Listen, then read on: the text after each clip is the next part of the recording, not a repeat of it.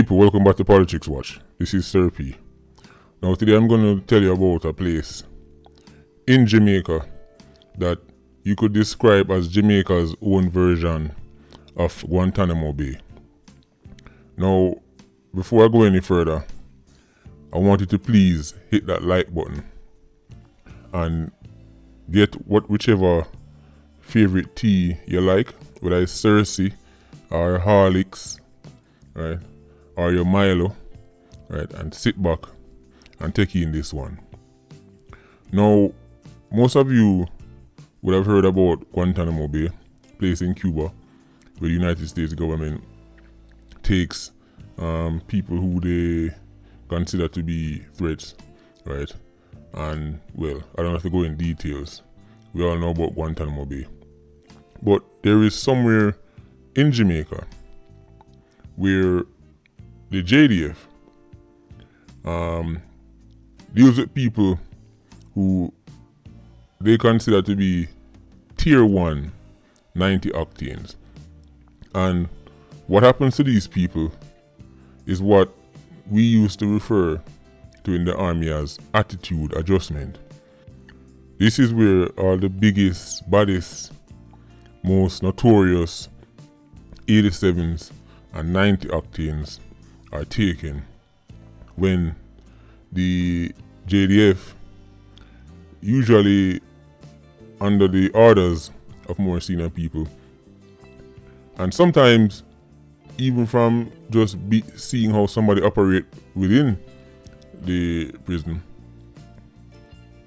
hands out this attitude adjustment. Now, this place is at the Horizon Adult Remand Center. Now, the name of the place officially is Security Post 11. And at Security Post 11, the police no have no talk. The warders no have no talk. Security Post 11 is run exclusively by the JDF. So let that sink in. Okay. I'm going to give you the names of some of the most infamous or the most known 87s and 90s who have been taken there. Then I'm going to tell you examples of what happened to them. Some of you may know of Dodo's brother, a youth by the name of Livity, right? Or Live Up, as some people know him, right? Live Up was taken to this place. Another infamous member is none other than the alleged Klansman boss, because to this day he denies he's a Don, and that is Tesha Miller. Tesha Miller was also at Security Post 11. You may also remember somebody by the name of Christopher Linton, aka Dogpaw, right, from Upper Augustown, right. He was also at Security Post 11. Joel Andem, remember him? He was also at Security Post 11. And many others. Richie Poo and them, there. Enough people, enough youth. Other members of the Gideon Warriors, Klansman, they were also at Security Post 11. I'm going to focus mainly on Livity and Tesha Miller, because most people know about them two people.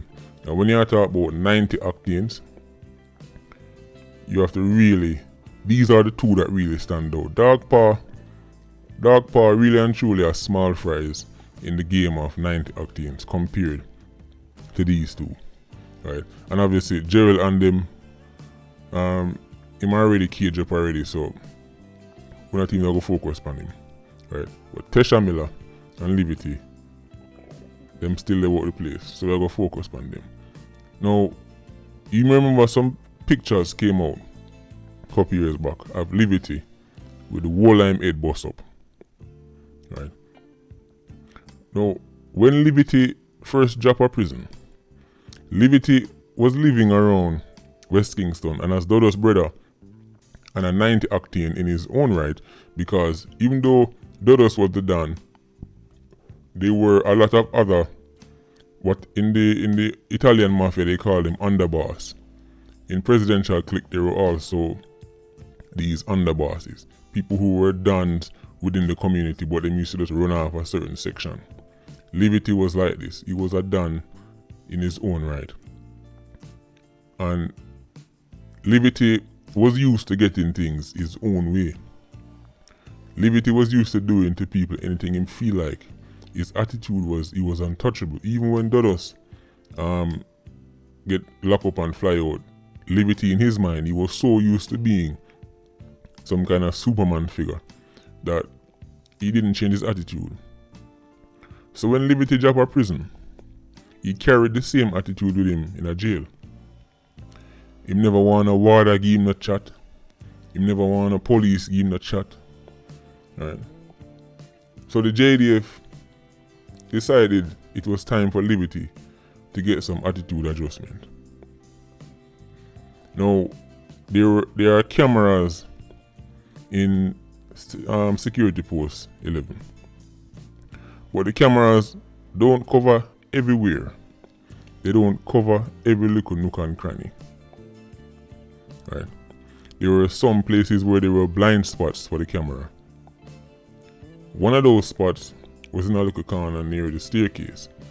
Don't ask me how I know this. Right. And of course, the JDF members, after Liberty went in there with a Superman attitude, can't tell me nothing, don't give me a chat, bad boy thing, draw him round at the corner where the staircase was and out of the reach of the camera. And Liberty was handed out some attitude adjustment. Let me tell you something, people. The man named mash up Liberty. Right? The only reason why Liberty is still alive today is because he faked his death.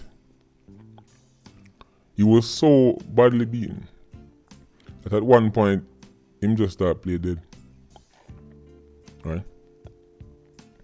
And when the people them come for check on Liberty, that is when him jump up and bawl out, saying him dead, because they might get ready for pronounce Liberty. The beating he got was so bad and think him dead. But he was faking. Because remember, just like a cockroach, you can't really get rid of Liberty so easy. Liberty is, as I said, the perfect example is a cockroach. You ever try to kill a cockroach yet? Or when you stamp on them 100 times and you think him dead, and you think, oh, that's the end of it. As you turn your back, him fly away. That's Liberty.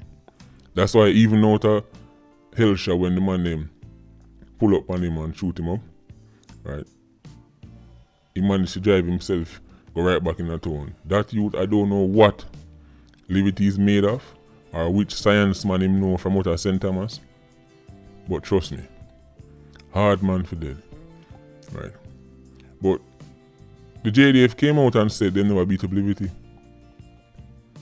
Them come out and say, listen, he was the one who was trying to pick a fight and would just defend himself, and he had some slight bruises. But of course, a doctor came out, right, and released the pictures of what happened to Liberty.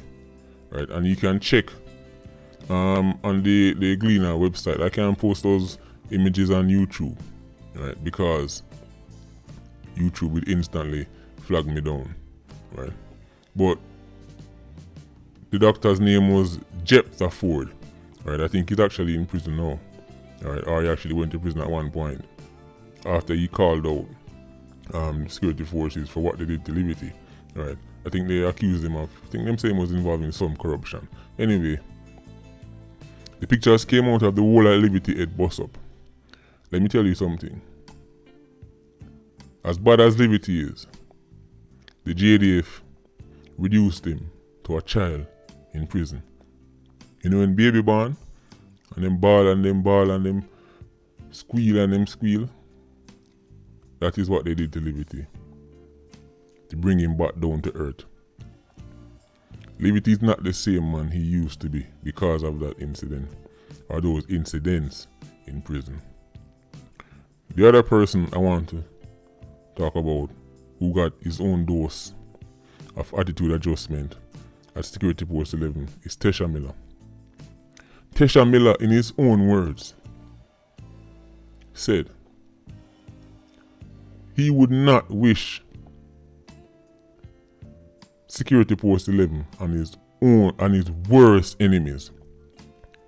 You can find that quote somewhere online if you look for it.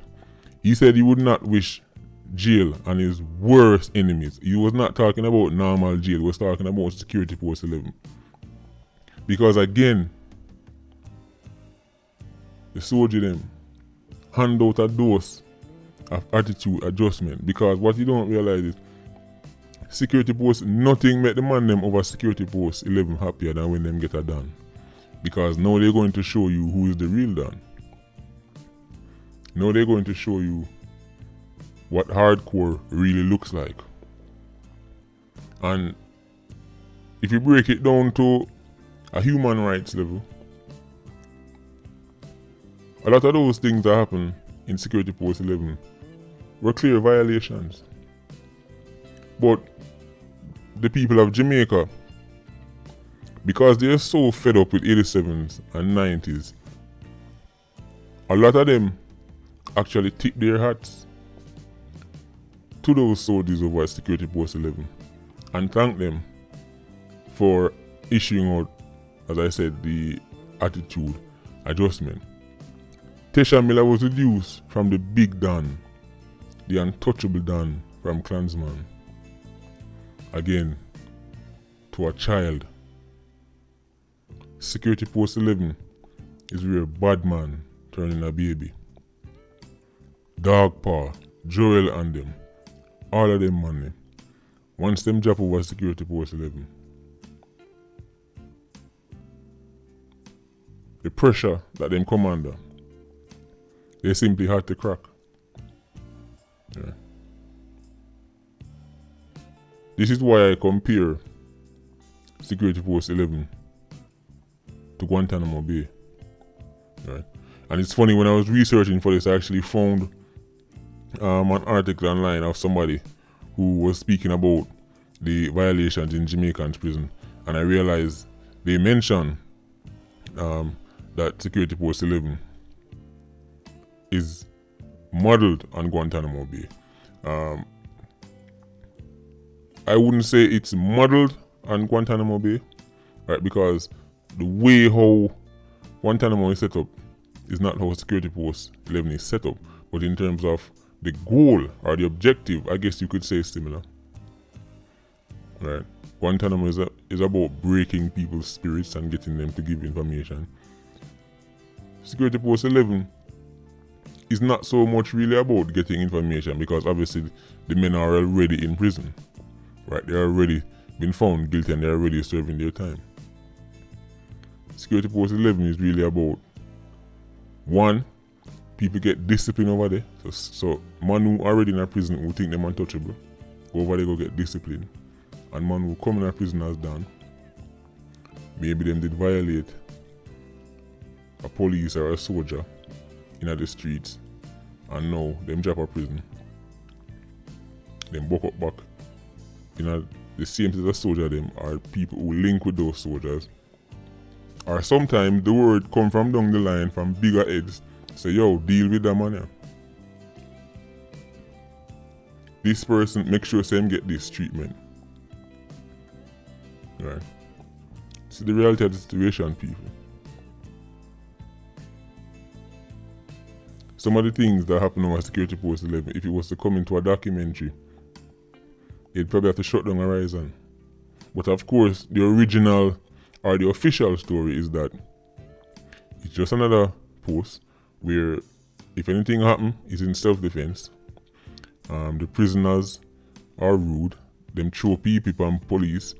Them throw people on soldiers. And these things are true, you know. You have some 87 actings in a prison who will see a warder or a soldier walk and pee or defecate in a bucket and throw it upon them. And when they do things like that, guess where them end up? Security Post 11. And now them go from Big Bad 87 to a 6-month-old. Pure balling. Patreon squad, big up on yourself as usual. People, please like, comment, and share the video. This is Sir P. Bless up.